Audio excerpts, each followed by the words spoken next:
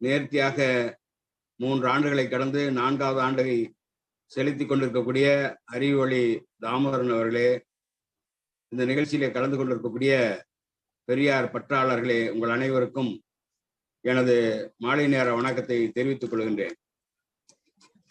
கடந்த 2 நாட்களாக நமது சமுதாயத்திலே, நமது நாட்டிலே மிக சிறப்பான நிகழ்ச்சிகள் நடந்திருக்கின்றன.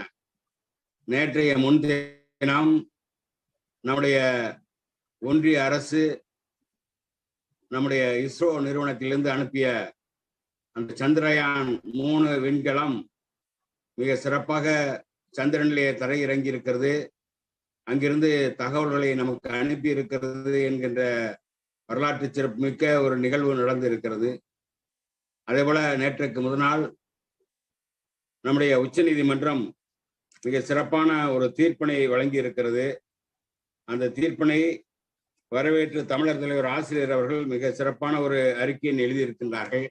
அந்த அறிக்கையிலே ஒரு கட்டம் கட்டி வந்திருக்கக்கூடிய ஒரு தலைப்பு தான் முற்றுப்புள்ளி என்பது. அந்த முற்றுப்புள்ளி என்ற அந்த கட்டத்துக்குள்ளே அனைத்து சாதியினரும் அர்ச்சகர் சட்டத்தின்படியான நியமனம் செல்லும் என்று சென்னை உயர்நீதிமன்ற தனி நீதிபதியின் தீர்ப்புக்கு எதிரான வழக்கை சென்னை உயர்நீதிமன்ற 2 நீதிபதிகள் அமர்வும் தள்ளுபடி செய்தது. அதன் மீதான மேல்முறையீட்டினை இந்திய உச்ச நீதிமன்றத்தின் 2 நீதிபதிகள் அடங்கிய அமர்வு நேற்று, அதாவது 22/8/2023 தள்ளுபடி செய்ததன் மூலம் 2006ஆம் ஆண்டு தமிழ்நாடு சட்டமன்றத்தில் கலைஞர் அரசால் கொண்டு வந்து நிறைவேற்றப்பட்ட அனைத்து ஜாதியினரும் அர்ச்சகர் உரிமைக்கான சட்டம் செல்லுபடியாகும் என்பது 2வது முறையாகவும் உச்ச நீதிமன்றத்தால் உறுதி செய்யப்பட்டு ஒரு முற்றுப்புள்ளி வைக்கப்பட்டு விட்டது என்று ஆசிரியர் அவர்கள் மிக சிறப்பாக எழுதியிருக்கிறார்கள். அந்த தலைப்பையே இந்த இன்றைக்கான காணொலி உரைக்கான தலைப்பாக ஏற்படுத்தி என்னுடைய அனுமதி கேட்காமலேயே உரிமையோடு, என் மீது உள்ள நம்பிக்கையோடு இந்த தலைப்பினை வழங்கி நீங்கள் தான் பேச வேண்டும் என்று காலையிலே 7 மணிக்கு தொலைபேசியிலே தொடர்பு கொண்டு சொன்னார்கள். என் மீது வைத்திருக்கக்கூடிய நம்பிக்கைக்கு நான் நன்றி தெரிவித்துக் கொள்கிறேன். அந்த அளவுக்கு நான் அருகதை உள்ளவனா என்பது ஒரு பக்கம் இருந்தாலும், என் மீது நம்முடைய தாமோதரன் அவர்களும் அறிவொளி காணொலியும் வைத்திருக்கக்கூடிய நம்பிக்கைக்கு நான் என்றும் நன்றி கடன் பட்டவனாக இருக்கிறேன்.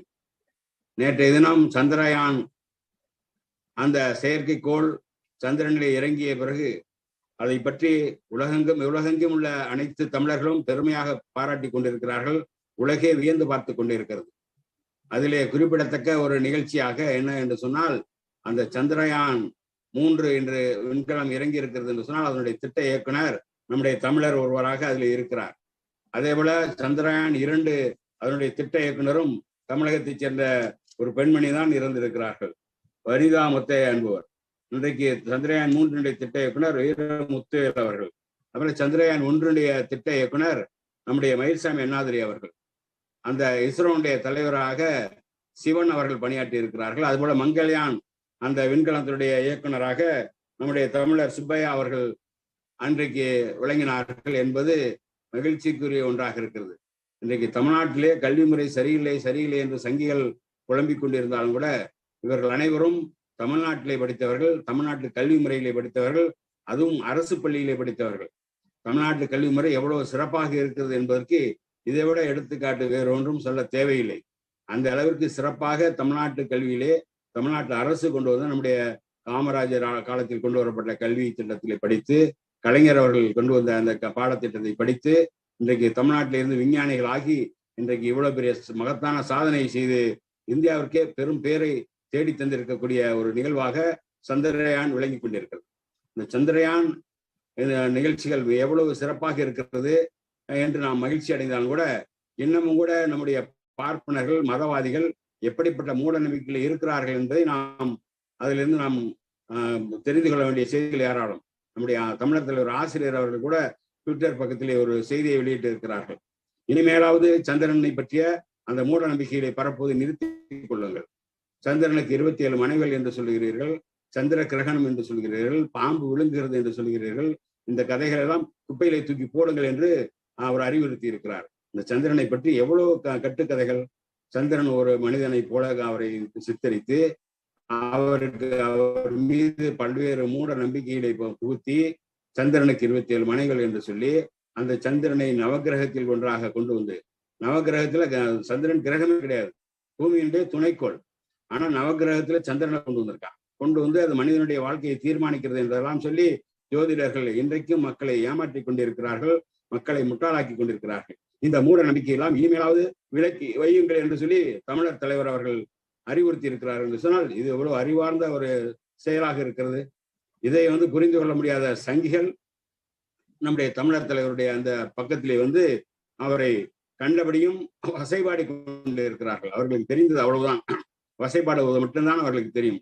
அவர்கள் அறிவுபூர்வமாக சிந்திக்க மாட்டார்கள். அறிவியலை பயன்படுத்தி இன்னைக்கு நாட்டில் எத்தனையோ செயல்பாடுகள் நடந்து கொண்டிருந்தாலும் கூட அறிவியலை நாங்கள் பயன்படுத்த மாட்டோம், ஆன்மீகத்தை நாங்கள் பயன்படுத்துவோம், முட்டாள்தனத்தை ஏற்றுக்கொள்வோம் என்று சொல்லி இந்த சங்கிகள் இன்றைக்கும் நாட்டிலே இப்படிப்பட்ட காரியத்தை செய்து கொண்டிருக்கிறார்கள். நம்முடைய இயக்கத்தையும் நம்முடைய தமிழர் தலைவர் அவர்களையும் இழிவாக பேசிக் கொண்டிருக்கிறார்கள் என்று சொன்னால் இவர்களை என்னவென்று சொல்வது? இதெல்லாம் சந்திரனை எல்லாம் ஒரு கடவுளாக்கி இருக்கிறார்கள். அதே போல இந்து மதத்தில் இல்லாத கடவுள்களே கிடையாது. 33 கோடி தேவர்கள், 48 ரிஷிகள், கிண்ணறர், கிம்புரர், அட்டருக்கு பாலகர், சிவன், விஷ்ணு, பிரம்மா, லட்சுமி, சரஸ்வதி, பிள்ளையார், முருகன், எத்தனை கடவுள், எத்தனை கடவுள். இதெல்லாம் பார்த்தாங்கன்னா அந்த கதையெல்லாம் படிச்சோம்னா எதுவுமே அறிவுக்கு பொருத்தமில்லாத கதைகள். இந்த கதைகள் எல்லாம் இந்தியாவுக்குள்ளே தான் நடந்திருக்கிறது. சிவன் பரமசிவன் 64 திருவிழாவில் செய்தான் என்று சொன்னால் அது இந்தியாவுக்குள்ளதான் நடந்திருக்கு. அதுபோல விஷ்ணு 10 அவதாரம் எடுத்தான் என்று சொன்னால் இந்தியாவுக்குள்ளதான் நடந்திருக்கு.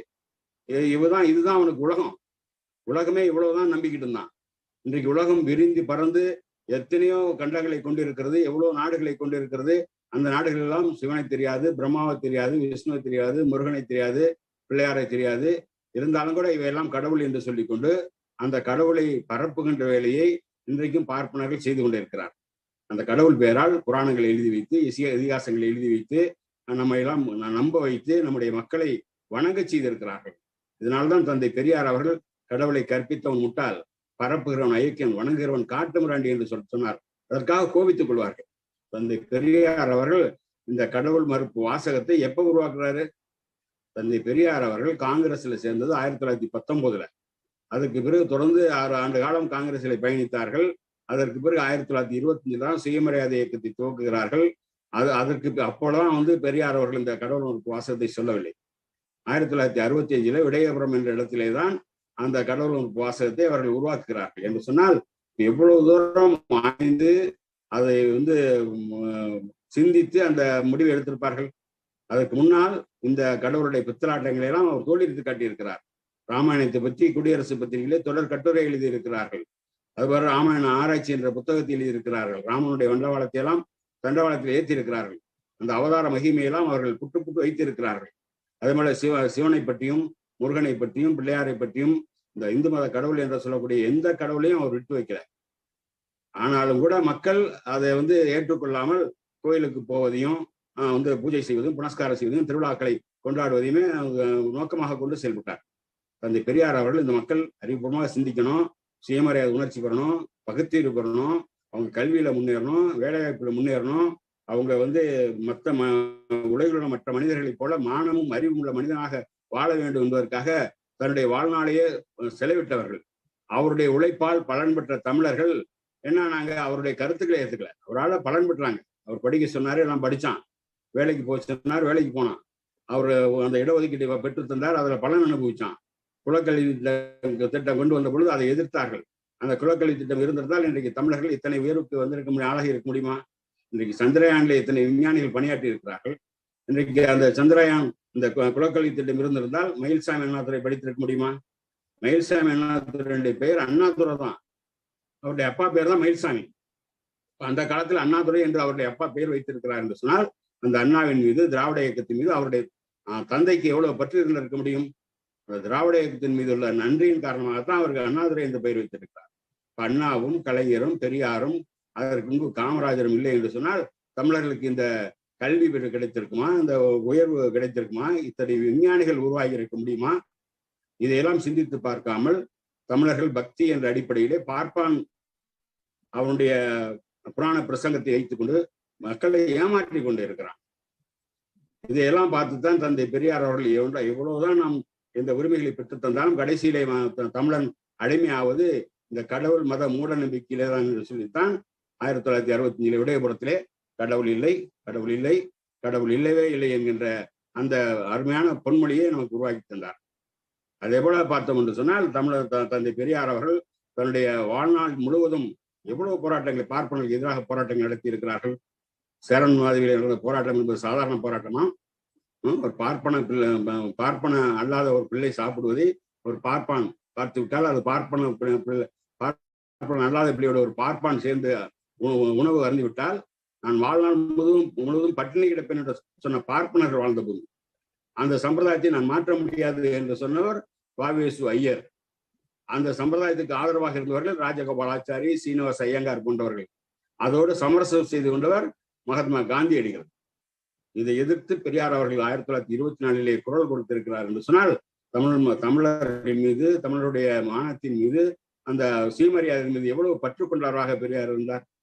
இப்படிப்பட்ட போராட்டத்தை தான் அவர் நடத்தி கொண்டிருந்தார். வைக்கத்திலே சாதாரணமான போராட்டம் நடத்தினார். அங்கே நாய்கள் நடக்கலாம், பன்றிகள் நடக்கலாம், பூனைகள் நடக்கலாம், கழுதை நடக்கலாம். 6 அறிவு படைத்த மனிதன் நடக்க முடியாது என்பதற்காக அந்த மனித உரிமை போரிலே தந்தை பெரியார் அவர்கள் கலந்து கொண்டு நம்முடைய மனிதர்களுக்கு, நம்முடைய மக்களுக்கு, அந்த ஒடுக்கப்பட்ட மக்களுக்கு, தாழ்த்தப்பட்ட மக்களுக்கு வீதியிலே நடக்கக்கூடிய உரிமையை நமக்கு பெற்றுத் தந்தார். அதுபோல தீண்டாமை கொடுமை அந்த காலத்திலிருந்து எவ்வளவு கொடுமையாக இருந்தது என்பதை அவருடைய எழுத்துக்களை படிக்கின்ற பொழுது நமக்கெல்லாம் இன்றைக்கும் பொருந்தக்கூடியதாக, இன்றைக்கும் மக்கள் சிந்திக்கக்கூடியதாக அறிவுபூர்வமான கருத்துக்களை 100 ஆண்டுகளுக்கு முன்னாலேயே நம்முடைய மக்களுக்கு வழங்கி சென்றிருக்கிறார். அதே போல குழந்தை திருமணத்தை எதிர்த்து அவர்கள் போராடி இருக்கிறார். மகளிருக்கான உரிமைக்காக போராடி இருக்கிறார். பெண்கள் நம்முடைய மனித சமுதாயத்திலே சரிபதியாக இருக்கக்கூடிய மக்கள், அவர்கள் எப்படி ஆண்களால் அடிமைப்படுத்தப்பட்டு இருக்கிறார்கள். மத கருத்துக்களால், சனாதன கருத்துக்களால், வைதிக கருத்துக்களால் பெண்கள் மனித பிறவிகளாக கருதப்படாமல் அவர்கள் எப்படி அடக்கி ஒடுக்கி வைக்கப்படுகிறார் என்பதை சிந்தித்து பார்த்து அவர்களுக்கான உரிமைக்காக அவர் குரல் கொடுக்கிறார். குழந்தை திருமணத்தை எதிர்க்கிறார், விதவை திருமணத்தை ஆதரிக்கிறார், தேவதாசி முறையை எதிர்த்து போராடி இருக்கிறார். எவ்வளவு பெரிய போராட்டம், சாதாரண போராட்டம் நடத்தி இருக்கிறார். அதுபோல இந்தியை எதிர்த்து எவ்வளவு பெரிய கிளர்ச்சிகளை செய்திருக்கிறார். இப்படிப்பட்ட தந்தை பெரியார் அவர்கள் தன்னுடைய வாழ்நாளிலே எவ்வளவு பாடுபட்டாலும் அவர்கள் தமிழர்கள் இன்னமும் அந்த மதம் என்கின்ற மௌடிகத்திலே முடங்கி கிடக்கிறார்களே, கடவுள் என்கின்ற அந்த பொய் கருத்துக்கு மயங்கி கிடக்கிறார்களே, அந்த கடவுள் நம்பிக்கை இருக்கின்ற காரணத்தினால் தானே அவன் இன்னமும் அங்கே சென்று கொண்டு பார்ப்பானுக்கு அங்கே அவன் செய்யக்கூடிய இழிவுகளை ஏற்றுக்கொண்டிருக்கிறான். இதையெல்லாம் எதிர்த்து போராட வேண்டாமா என்கிற சிந்தனை வருது. அன்றைக்கே தந்தை பெரியார் அவர்கள் கோயில் நுழைவு நிகழ்ச்சி நடத்தியிருக்கிறார்கள். சுயமரியாதை துவங்கிய காலத்திலேயே வைக்கத்திலே போராட்டம் நடந்தவர், சுசீந்திரத்திலே கோயில் நுழைவு போராட்டத்தை, அந்த வீதியில் நடக்கும் போராட்டத்தை நடத்தி இருக்கிறார். ஈரோட்டிலே சிவன் கோயிலில் அந்த போராட்டத்தை நடத்தி இருக்கிறார். திருச்சியிலே மலைக்கோட்டை நடத்தி இருக்கிறார். இன்னும் பல்வேறு பகுதியிலே கோயில் நுழைவு போராட்டத்தை நடத்தி இருக்கிறார். அப்பவும் கேட்பாங்க, நீதான் கடவுள் நம்பிக்கை இல்லாதவனாச்சே அந்த போராட்டத்தை நடத்துறான்னா, கடவுள் இருக்கிறாரா இல்லையா என்பது முக்கியம் அல்ல. கடவுள் பெயரை சொல்லிக்கொண்டு ஒரு மனிதன் நடக்கக்கூடிய வீதியில இன்னொரு மனிதன் நடப்பதை தடுக்கலாமா? அது மான பிரச்சனை அல்லவா? சுயமரியாதைக்கு இழுக்கு அல்லவா? எனவே அவனுக்கு இருக்கிற உரிமை இவனுக்கு மறுக்கப்படக்கூடாது என்பதுதான் அவருடைய நோக்கமாக அவர் அந்த பதிலாக இருந்தது. அதே போல அண்ணல் அம்பேத்கர் அவர்களும் கோயில் நுழைவு கிளர்ச்சி நடத்தியிருக்கிறார்கள். நடத்தியிருந்தாலும் அவரும் அதே கேள்வி அவரிடத்தில் கேட்கிறார்கள். கேட்கின்ற பொழுது, நான் கடவுளுக்கு போய் வணங்குவதால் எனக்கு மோட்சத்திலே முன்சீட்டில் இடம் கிடைக்கும் என்ற நம்பிக்கை அல்ல, அவனுக்கு இருக்கிற உரிமை இவனுக்கு ஏன் மறுக்கப்படுகிறது, இதற்காகத்தான் இந்த கிளர்ச்சியை செய்கிறேன் என்று சொன்னார். அதே போல தந்தை பெரியார் அவர்கள் காலங்காலமாக இந்த மக்களுக்காக பல்வேறு போராட்டங்களை நடத்தி பல்வேறு உரிமைகளை பெற்றுத் தந்திருக்கிறார். அந்த பார்ப்பனர்கள் தங்களுடைய ஆதிக்கத்தை நிலைநிறுத்துவதற்காக அவர்கள் கையில் எடுத்த ஆயுதம் இந்த சனாதன தர்மம், வைதிக தர்மம், வேதம், புராணம், இதிகாசம், மனு தர்மம். இதைத்தான், மனு தர்மத்தை தான் இந்த நாட்டிலே அன்றைக்கு சட்டமாக்கி இருந்தார். மனு தர்மம் வெள்ளைக்காரன் வரலைன்னா இன்னைக்கும் நம்ம மனு தர்மத்தின்படிதான் ஆளப்பட்டு கொண்டிருப்போம். மன்னர்களை ஏமாற்றி அவர்களை மடையர்களாக்கி அவர்களை ஏதோ ஒரு விதத்திலே மயக்கி மனு தர்மத்தை சட்டமாக்கி வைத்திருந்தார். சூத்திரனுக்கு எதை கொடுத்தாலும் கல்வியை கொடுக்காதே என்ற ஒரு நிலையை உருவாக்கி நமக்கு கல்வி உரிமையை மறுத்தார். தமிழன் கல்வி கேள்விகளில் சிறந்து விளங்கினான் என்பதற்கு நம்முடைய சங்க காலத்திலிருந்து பல்வேறு ஆதாரங்கள் இருந்தாலும், திருவள்ளுவரை போன்றவர்கள், அவையாரை போன்றவர்கள் அன்றைக்கு ஏராளமாக இருந்திருந்தாலும் இடைப்பட்ட காலத்திலே நமக்கு தட்டி பறிக்கப்பட்டது அந்த உரிமைகள் எல்லாம். சூத்திரன் அவ்வளவு கேவலமாக இழிசாதியாக நடத்தப்பட்டான். பெண்கள் இழிவாக நடத்தப்பட்டார்கள். சூத்திரனுக்கு கல்வியை கொடுத்தால் அவன் காதிலேயே வேதத்தை கற்றால் காதில் ஈயத்தை காய்ச்சி ஊற்ற வேண்டும் என்று சொன்னார். நாக்கை வெட்ட வேண்டும் என்று சொன்னார்கள். நெஞ்சை பிளக்க வேண்டும் என்று சொன்னார். எவ்வளவு கொடுமைகள்! ஒரு பிராமணன் வாழ்றதுக்கு தகுதியான இடம்னா என்ன சொல்றான்? மனு தர்மத்தை எழுதியிருக்கான். பிராமணன் எங்கே வாழலாம்னா அது என்ன சொல்லணும்? ஒரு மனிதன் வாழ்வதற்கு தகுதியான இடம்னா அங்கே நீர்வளம் இருக்கணும், நிலவளம் இருக்கணும், நல்ல ஒரு தட்பவெப்பநிலை சிறப்பாக இருக்கணும், அந்த இடத்துல மனிதன் வாழலாம் அப்படிதான் சொல்லுவோம் நம்மளை கேட்டா. ஆனா மனு தர்மம் என்ன சொல்லுதுன்னா, எந்த ஒரு இடத்தில் சூத்திரன் அடிமை வேலை செய்வதற்கே படைக்கப்பட்டவன் என்பதை நம்புகிறானோ அந்த இடத்துல தான் பிராமணன் வாழலாம். அதுபோல பிராமணன் வாழக்கூடாத இடம்னு ஒண்ணு இருக்கு. எந்த நாட்டை சூத்திரன் ஆளுகிறானோ அந்த நாட்டுல பிராமணன் வாழக்கூடாது. அந்த நாட்டை விட்டு ஓடிடணுங்கிற அர்த்தம் கிடையாது. பிராமணன் அந்த நாட்டை விட்டு போயிடணுங்கிற அர்த்தம் கிடையாது. சூத்திரன் அரசனாக இருந்தால் அந்த அரசனை கொன்று விட வேண்டும். கொன்று விட்டு பிராமணனை தொழக்கூடிய ஒருவனை அரசனாக்கும். அரசனாக இருந்தாலும் கூட அவனாக தீர்ப்பு சொல்லக்கூடாது. சூத்திரன் நீதிபதியாக இருக்கக்கூடிய நாட்டிலே பிராமணன் வாழக்கூடாது. அந்த நாடு சேற்றில் அகப்பட்ட ஒரு பசுவை போல அமிழ்ந்து அழிந்துவிடும் என்று மனு தர்மத்தில் எழுதியிருக்கிறான். ஒரு மன்னனாக இருந்தாலும் அவன் தீர்ப்பு சொல்ல முடியாது. அவன் எப்படின்னா காலையில எழுந்திரிச்சு அவனுடைய மலஜல உபாதைகளை கழித்து விட்டு 3 வேதம் அறிந்த பார்ப்பனர்களை தொழுது விட்டு அதற்கு பிறகுதான் அந்த நீதிமன்றத்திற்கு செல்ல வேண்டும். அங்கேயும் போய் அங்க இருக்கக்கூடிய கற்றறிந்த வேதம் அறிந்த பார்ப்பனர்களின் ஆலோசனையோடு தான் தீர்ப்பு சொல்லணும். அந்த மனு தர்மத்தில் என்ன சொல்லியிருக்கோ, எந்த ஜாதிக்காரன் தப்பு செஞ்சான், இந்த ஜாதிக்காரனா இந்த தப்பு செஞ்சவன் இந்த ஜாதிக்காரனா, அவனுக்கு இந்த என்ன தண்டனை கொடுத்துருக்க மனு தர்மத்துல இதை செய்யும். எல்லாத்துக்கும் தவறுனா எல்லாருக்கும் ஒரே தண்டனை கிடையாது. இது நமக்கெல்லாம் தெரியும். அப்படிப்பட்ட நிலையிலே தான் ஆயிரக்கணக்கான ஆண்டுகளாக நம்மை ஆட்சி செய்து வந்தார். இதையெல்லாம் எதிர்த்து முறியடித்தவர் தந்தை பெரியார். இதையெல்லாம் பாதுகாப்பதற்காக பார்ப்பனர்கள் காலந்தோறும் முயற்சி செய்து வந்திருக்கிறார். இந்த 2024 கூட 23 கூட அவர்கள் இன்னமும் அதை பாதுகாப்பதற்கான ஒரு வேலையை செய்து கொண்டிருக்கிறார்கள் என்று சொன்னால் எவ்வளவு ஒரு அந்த வக்கர புத்தி! இதுக்கெல்லாம் நாட்டிலே ஆயிரக்கணக்கான கோயில்கள் இருந்திருக்கிறது. மன்னர்கள் கோயில் கட்டி இருக்கிறார்கள், குளங்களை வெட்டி இருக்கிறார்கள், பல்வேறு மானியங்களை வழங்கி இருக்கிறார்கள் சொன்னால் அதனால் பலன் அனுபவிப்பார். தஞ்சை பெரிய கோயில் இருக்கிறது என்று சொன்னால் அது 1000 ஆண்டு பழமையானது என்று சொல்கிறார்கள். அந்த 1000 ஆண்டு பழமையான அந்த கோயிலை கட்டிய ராஜராஜ சோழன் அவனுடைய வாரிசுகள் இங்கே வேறனே தெரியாது, அடையாளம் தெரியாம போயிட்டான். இன்னைக்கு எந்த கோயிலை கட்டினாலும் மன்னர்கள் கட்டி கொடுத்தார்கள். அந்த மன்னர்கள் இங்க இருந்து நம்முடைய மக்களை பயன்படுத்தி அடிமைகளை பயன்படுத்தி வானுயர்ந்த கோபுரங்களை கட்டி கொடுத்து அங்க கோயில்களை கட்டி கொடுத்திருக்கிறார்கள்.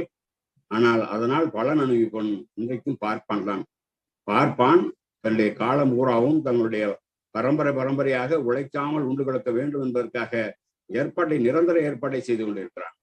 அப்படி செய்து கொண்டு என்ன நினைக்கிறான்? அதற்கு பிறகு அந்த கோயிலுக்கு வரக்கூடிய மக்களை மதிக்கிறானா? கோயிலுக்கு வரக்கூடியவன் யார்? சூத்திரங்கிறான். சூத்திரனா யாரு? பேசி மகன்கிறான், இழிவுபடுத்துறான். இதெல்லாம் ஏற்றுக்கொண்டு நம்முடைய மக்கள் கோயிலுக்கு போறாங்க. அப்போ கோயில் நுழைவு கிளர்ச்சி பெரியார் அவர்கள் நடத்துறப்ப அங்க என்ன சொன்ன காந்தியார் என்ன சொல்றாருன்னா, அதாவது சூத்திரன் இது வரைக்கும் போறானா அது வரைக்கும் பஞ்சமன் அனுமதிக்கலாம்னு காந்தி சொல்றாரு. பெரியார் கேட்கிறாரு, ஏன்பா சூத்திரன் இது வரைக்கும் போகணும், சூத்திரன் போற வரைக்கும் பஞ்சமன் போகணுங்கிறதுக்காக நான் போராடுறேன். சூத்திரனையும் பஞ்சமனையும் ஒண்ணு சேர்க்கறது என்னுடைய வேலை. பார்ப்பான் போகிற இடத்து வரைக்கும் எல்லாரும் போகணும், சூத்திரனும் பஞ்சமனும் போகணும். பார்ப்பனர் இருக்கக்கூடிய உயர்வு அங்கே ஒழிக்கப்பட வேண்டும். சூத்திரனுக்கும் பஞ்சமனுக்கும் இருக்கக்கூடிய இழிவு ஒழிக்கப்பட வேண்டும். அதுக்கு தான் நான் போராடுறேனே தவிர நீ பஞ்சமனையும் சூத்திரனையும் ஒண்ணு சேர்த்துட்டா போதும்னு நினைக்கிற பாரு. அப்ப பார்ப்பான் தான் உயர்ந்தவன் என்கிற தத்துவத்தை நிலைநாட்டி கொண்டிருக்கிறான். இதை சொன்னவர் பெரியார். உடனே என்ன பண்றான்? இவர் பஞ்சமனை சூத்திரனோட சேர்க்கக்கூடாதுன்னு சொன்னாரு. அப்ப இவர் பஞ்சமனை இழிவுபடுத்திட்டாரு அப்படின்னு சொல்லி இன்றைக்கும் பேசக்கூடியவர்கள் இருக்கிறார். அந்த பெரியாருடைய நோக்கம் என்ன? பார்ப்பானுடைய அந்த உயர்வு என்பது ஒழிக்கப்படணும். சூத்திரனுக்கும் பஞ்சமனுக்கும் இழிவு இருக்கக்கூடாது. எல்லாரும் சமமாகணும். பார்ப்பான், சூத்திரன், பஞ்சமன் யாராக இருந்தாலும் சமமானவர்களாக நடத்தப்பட வேண்டும் என்பதற்குதான் பெரியார் அவர்கள் போராடினார். அப்படி போராடிய பொழுது கூட இன்றைக்கு புத்தகமாவே போட்டிருக்கான். சூத்திரனையும் பஞ்சமனையும் ஒண்ணு சேர்க்கக்கூடாதுன்னு சொன்னார் பெரியாரு. அதை படிச்சுவிட்டு இன்னைக்கு இருக்கக்கூடிய அச்சராஜா போன்றவங்க எல்லாம் இன்னைக்கும் பெரியாரை பத்தி இழிவா பேசுறதுக்கு அந்த ஒரு கருத்தை பயன்படுத்துவாங்க. பெரியார் அவர்கள் தான் அது கடுமையாக எதிர்த்து போராடி அதையெல்லாம் ஒழித்து கட்டினார். பெரியாரோடைய போராட்டத்தின் விளைவாகத்தான் நமக்கு அரசியல் சட்டம் திருத்தப்பட்டது. நம்முடைய வகுப்பாரி உரிமை பாதுகாக்கப்பட்டது. அதன் மூலமாக நம்முடைய மக்கள் கல்வி அறிவு பெற்றார். இந்தியாவில் நம்முடைய தமிழ்நாட்டில் மட்டுமே இந்தியாவில் அத்தனை பேரும் கல்வி அறிவு பெற்றார். குலக்கல்வி திட்டத்தை ஒழிக்காமல் இருந்திருந்தால் நாமெல்லாம் இன்றைக்கு இந்த அளவுக்கு நாம் படித்திருக்க முடியுமா? நான் உங்கள் முன்னால் உட்கார்ந்து இந்த லேப்டாப்பிலே இந்த ஒரு கணினியிலே நான் பேச முடியுமா? நான் மாடு வைத்துக் கொண்டிருப்பேன், கோவணம் கட்டி கொண்டிருந்திருப்பேன், காலிலே செருப்பு பட எனக்கு உரிமை இருந்திருக்காது, தோளிலே துண்டு போடுவதற்கு எனக்கான உரிமை மறுக்கப்பட்டிருக்கும். எவ்வளவு உரிமைகளை தந்தை பெரியார் போராடி போராடி போராடி போராடி வாங்கி தந்தார்கள். ஒரு உணவு விடுதிக்கு போனா கூட நமக்கு சோறு தர மாட்டாங்க. நம்முடைய மாணவர்கள் படிப்பதற்கு கூட உணவு விடுதியிலே உணவு தர முடியாது. எடுப்பு சாப்பாடு அங்கிருந்து எடுத்துட்டு போய் வேற இடத்துல உட்காந்து சாப்பிடணும்னா எவ்வளவு பெரிய கொடுமை இருந்திருக்கு. கல்வி நிலையங்களை நுழைய விட்டானா? சூத்திரர்களுக்கு கல்வி கொடுக்க கூடாதுன்னு சொல்லி கல்வி கூடத்திலேயே நம்மளை நுழைய விடலையே. இதெல்லாம் எதிர்த்து போராடி அந்த உரிமைகளை பெற்று தந்தார். அதே போல பார்ப்பனர்களுடைய அயோக்கியத்தனங்களை ஒரு உணவு விடுதி நடத்தினா அதுல பிராமணால் காப்பி கிளப் போடுறான். எவ்வளவு ஒரு இழிவு அது. அதை எதிர்த்து பெரியார் பிராமணால் காப்பி கிளப் எதிர்த்து போராட்டம் நடத்தலையா? அதே போல வடநாட்டு மார்வாடி ஆதிக்கத்தை எதிர்த்து போராட்டம் நடத்தலையா? இவ்வளவும் போராடினார். போராடிய பிறகும் தமிழன் திருந்தல. ஆனால் அவருடைய உழைப்பின் பலன் மட்டும் அனுபவிச்சுக்கணும். சாதி இழிவு எவ்வளவு பெரிய இழிவானது, வெட்கக்கேடானது, அவமானகரமானது என்பதற்காக சட்டத்தை எரிச்சு ஜெயிலுக்கு போனார். யாருக்காக ஜெயிலுக்கு போனாரு? அவர் என்ன கொலை பண்ணிட்டு ஜெயிலுக்கு போனாரா? கொள்ளையடிச்சுட்டு போனாரா? இல்ல அவருடைய சொத்து சேர்த்து ஊழல் செஞ்சு சிறைக்கு போனாரா? இந்த மக்களுடைய இழிவு நீங்கணும் அப்படிதான் சிறைக்கு போனாரு. தமிழை திருந்தலையே, அவர் பின்னால வரலையே. அப்படி இருந்தும் அவர் தமிழனுடைய அந்த சன்மானத்திற்காக கடைசி வரை போராடினார். கடைசி வரை போராடி தன்னுடைய இறுதி காலத்திலே அவர் சிந்தித்து பார்க்கின்றார். இவ்வளவு காலமாக உழைத்தும் இவ்வளவு பாடுபட்டும் இன்னமும் பார்ப்பான் நம்மை இழிசாதி என்கிறானே, சூத்திரன் என்கிறானே, வைப்பாட்டி மகன் என்கிறானே, உங்களையெல்லாம் நான் சூத்திரனாக விட்டு விட்டு சாகிறேனே என்று கவலைப்பட்டார்.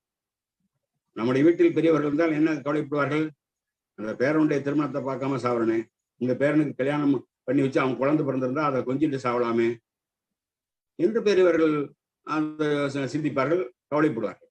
ஆனால் பெரியார் அவர்கள் எதுக்காக கவலைப்பட்டாரு? இந்த மக்களை நான் இத்தனை ஆண்டு காலம் பாடுபட்டும் கூட சூத்திர இழிவு ஒழிவதற்காக உலகில் உள்ள மற்ற மக்களைப் போல மானமும் அறிவும் உள்ள மக்களாக வாழ வேண்டும் என்பதற்காக பாடுபட்டேன். இன்னமும் அந்த சூத்திரப்பட்ட மொழியவில்லையே, பார்ப்பான் திருந்தவில்லையே, நம்முடைய மக்களை இன்னும் கோயிலுக்குள்ள நுழைய அனுமதிக்க மறுக்கிறானே, அங்கே நுழைந்தால் சாமி செத்து போகும் என்கிறானே, கோயில் சாமி தீட்டாகிவிடும் என்கிறானே, இந்த இழிவை விட்டு விட்டு நான் சாவதா என்று அதற்காக அந்த சாவதற்கு 4 நாளுக்கு முன்னதாக கூட இருமிக்கொண்டே அவர் தன்னுடைய மூத்திரப்பையை பிடித்து கொண்டு அவர் உரையாற்றுகிறார் என்று சொன்னால் அவருடைய அந்த உணர்ச்சி எப்படிப்பட்ட உணர்ச்சி. அந்த அடிப்படையிலே தான் அவர்கள் என்ன செய்தார்கள்? தன்னுடைய வாழ்நாள் இறுதி லட்சியமாக அதை கொண்டு வருகிறார். சொல்றாரு, நான் 54 இருந்து 67 வரைக்கும் காங்கிரஸை நான் ஆதரிச்சுட்டு இருந்தேன்.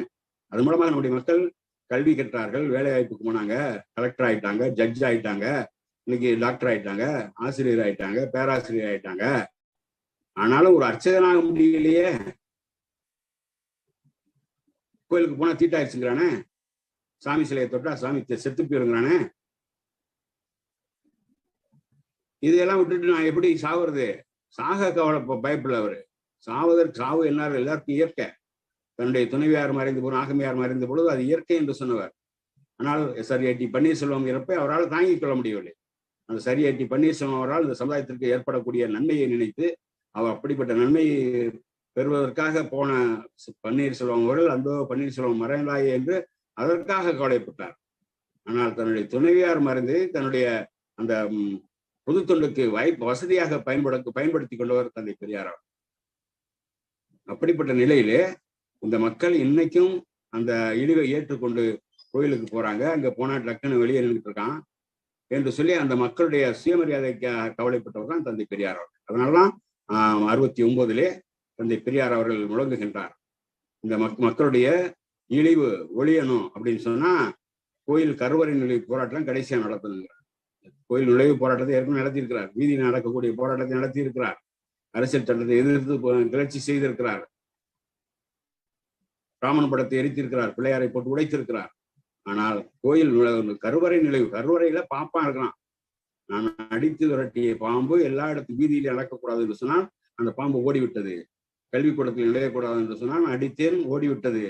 வேலை வாய்ப்புக்கு வரக்கூடாது என்று சொன்னால், தகுதி இல்லை என்று சொன்னால், திறமை இல்லை என்று சொன்னால், நான் அடித்து நொறுக்கினேன். அந்த பாம்பு ஓடிவிட்டது. ஓடிய பாம்பு ஓடி ஓடி ஓடி கடைசியிலே கோயில் கருவறையில நுழைந்து கொண்டு பாதுகாப்பாக இருக்கிறது. அந்த பாம்பை அடித்து நொறுக்க வேண்டும். அதுதான் அவருடைய இறுதி லட்சியமாக இருந்தது.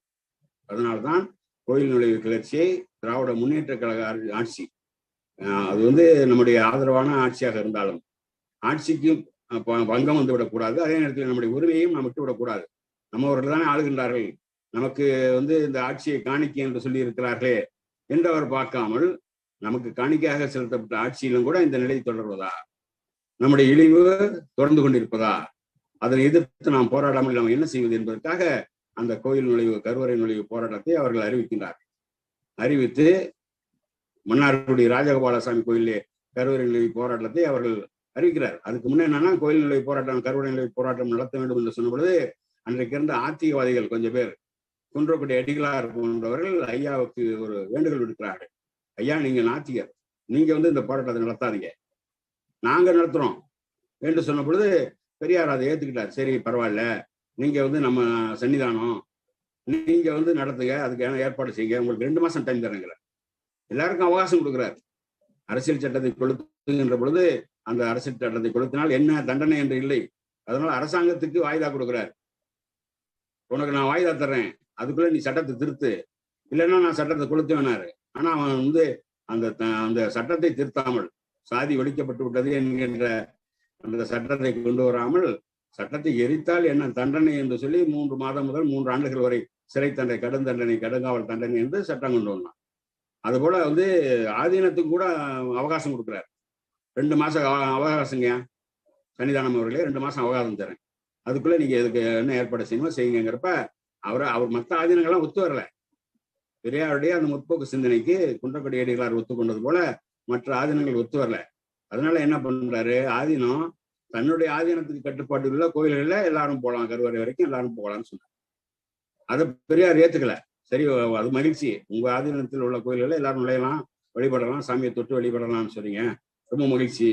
ஆனா தமிழ்நாடு முழுவதும் இருக்கக்கூடிய கோயில்களிலே அந்த நிலை நீடித்துக் கொண்டிருக்கிறதே, நீங்க பார்ப்பான் மட்டும்தானே இருக்கிறான், அதை எடுத்து நாம் போராட வேண்டாமா என்று சொல்லி அவர்கள் கருவறை நுழைவு போராட்டத்தை அறிவிக்கிறார். அறிவித்த உடனே போராட்டத்திற்கான நாளை குறித்து அது போராட்ட வீரர்கள் பட்டியலை கேட்கிறார். ஏராளமாக வீரர்கள் பட்டியலை கொடுத்துக்கிட்டே இருக்காங்க. நான் வரேன், சிறைக்கு போவதற்கு அஞ்சாத ஒரு இயக்கம் இருக்கிறது என்று சொன்னால் அது திராவிடர்கள் தொண்டர்கள் தான், பெரியார் தொண்டர்கள் தான். பெரியார் தொண்டர்கள் பதவிக்கு வேணா வரமாட்டாங்க, இந்த மாதிரி சட்டமன்றத்துக்கு போனா போக மாட்டாங்க, நாடாளுமன்றத்துக்கு போனா போக மாட்டாங்க, உனக்கு அமைச்சர் பதவி தரேன் வேணா வரமாட்டாங்க. கருப்பு சட்டை போட்டவர்கள் இந்த இனமானத்திற்காக பாடுபடக்கூடிய தொண்டர்கள்.